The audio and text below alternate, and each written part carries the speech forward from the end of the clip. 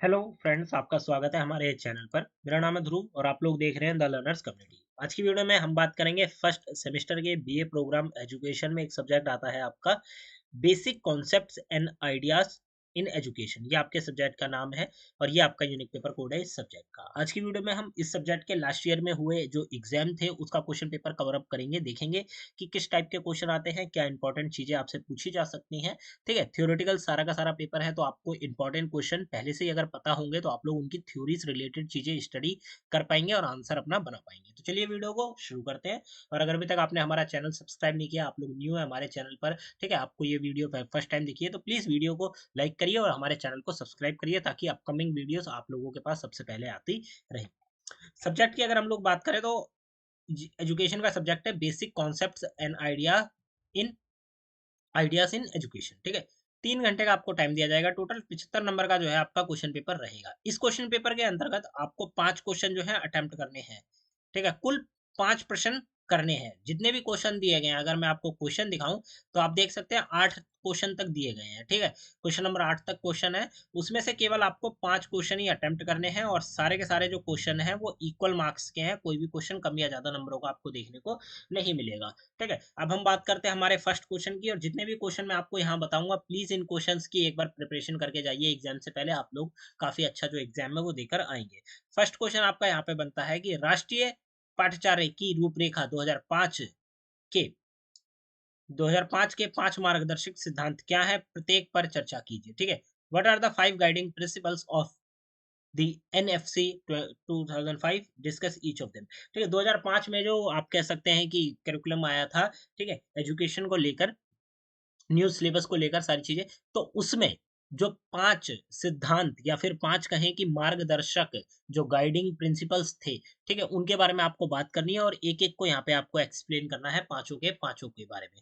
ठीक है, 5 है तो पांचों को आप वन बाय वन एक एक करके एक्सप्लेन करेंगे और आपका जो आंसर है कंप्लीट हो जाएगा। ठीक है, तो एनएफसी 2005 में जो 5 गाइडिंग प्रिंसिपल्स थे, ठीक है, उनके बारे में आपको बात करनी है और डिस्कस ईच ऑफ देम, आपको एक एक करके उनके बारे में एक्सप्लेनेशन भी देनी है। क्वेश्चन नंबर 1 होता है। क्वेश्चन नंबर 2 आता है, परिवार में होने वाले सामाजिकरण में टेलीविजन कैसे एक हिस्सा बन जाता है, विश्लेषण कीजिए। ठीक है, परिवार में जो सामाजिकरण होता है, ठीक है, उसमें टीवी अपना कैसे रोल प्ले करता है, टेलीविजन जो है वो कैसे एक हिस्सा बन जाता है, पार्ट ले लेता है उसका, इस चीज के ऊपर आपको यहाँ पे बात करनी है। ये हो जाता है क्वेश्चन नंबर 2। क्वेश्चन नंबर 3 आपका यहाँ पे आता है कि समानता के वैधानिक मूल्यों के शिक्षा के लिए निहितार्थ पर चर्चा कीजिए। ठीक है, समानता के संवैधानिक मूल्यों के जो शिक्षा के लिए निहितार्थ है उसके ऊपर आपको चर्चा करनी है। Discuss the implications of the constitutional values of equality in education।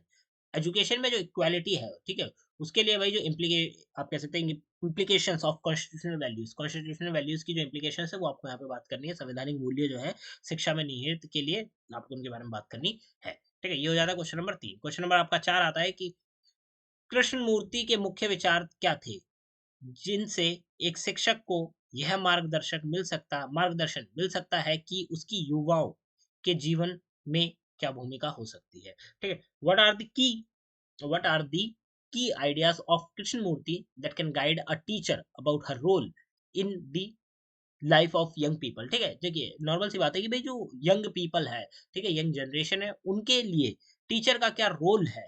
ठीक है, टीचर का क्या रोल है, इस चीज का टीचर को किन आइडियाज से पता चलता है, कृष्ण मूर्ति के आइडियाज से। तो वो आइडियाज के बारे में आपको यहाँ पे बात करनी है। ठीक है, कृष्ण मूर्ति के जो विचार थे, विचार क्या थे जिनसे एक शिक्षक को यह पता चला कि भाई शिक्षक को यह मार्गदर्शन मिला या उसे पता चला कि उसकी जो भूमिका है युवाओं के जीवन में वो क्या हो सकती है, इस बारे में आपको बात करना है। भाई मैं टीचर हूं अगर, तो आप लोगों के लिए, उदाहरण के तौर पे आप लोगों के लिए, आपके जीवन में मेरी क्या भूमिका है ये मेरे को पता होना चाहिए। ठीक है, क्या भूमिका है, आप लोगों को मैं कुछ सिखाऊंगा, आप लोगों को मैं कुछ समझाऊंगा। ठीक है, तो जो मार्गदर्शक है, मेरे को ये कहाँ से पता चला, कृष्णमूर्ति के विचारों से, तो उन विचारों के बारे में आपको यहाँ पे बात करनी है। ठीक है, क्वेश्चन नंबर 5 आता है, पोलो फ्रे की शिक्षा की आलोचनात्मक शिक्षण शास्त्र पर चर्चा कीजिए और उसकी रोशनी में अपनी शिक्षा का चिंतन भी कीजिए। ठीक है, पोलो फ्रे की जो शिक्षा की आलोचनात्मक शास्त्रीकरण सिद्धांत है, ठीक है, उसके ऊपर आपको क्या करनी है, चर्चा करनी है, और उसकी रोशनी में आपको शिक्षा का भी चिंतन यहाँ पे करना है। क्वेश्चन नंबर 6 आता है, विश्वास और ज्ञान, विश्वास और ज्ञान में अंतर कीजिए।